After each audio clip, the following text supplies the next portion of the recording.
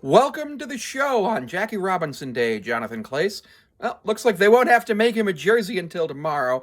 Dom Canzone has a sprained AC joint and likely out at least the next couple of weeks, potentially longer, depending on the grade of that sprain. So Jonathan CLASE has been called up to replace him for the Mariners, and he'll bat eighth today.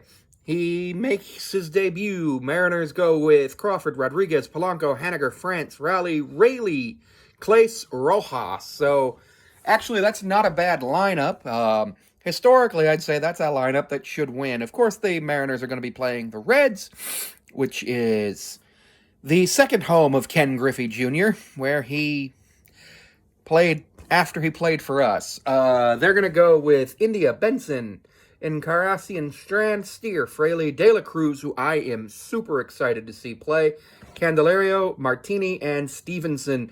De La Cruz this season is batting .286 with a .962 batting average, and the guy ahead of him, Fraley, is batting .424 with 4 stolen bases, and De La Cruz has 6. Mariners have 4 stolen bases on the season, and they have 10 with 2 guys. George Kirby gets the start for the Mariners today. He, unfortunately, is 1-2 with an 8.16 ERA with 13 strikeouts. He looked bad in his last start, so I'm hoping he has a bounce-back start, which I expect he will. And then we've got Frankie Montes for the Reds today. He is playing his 40th career game. He's looking for his 40th career win.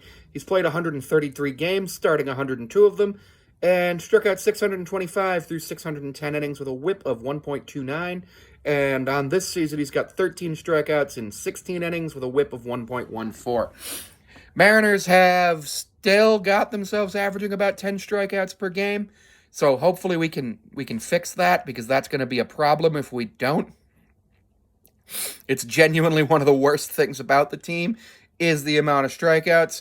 I did read earlier that we are second in line drive rate behind the Dodgers, and the Dodgers have the best offense in the entire major leagues. So we have been having a lot of bad luck. We've had a lot of expected batting average of over 90 balls land in the other team's gloves, and expecting batting averages of under 1 landing for base hits for the other team for us. So we'll see what happens. Our pitchers have FIP differences of FIP ERA differences of significant numbers. Like George Kirby, his FIP. I know Logan's FIP is 2 lower than his ERA, and why does MLB.com not show FIP? Okay, so I gotta go to BREF for that. Because apparently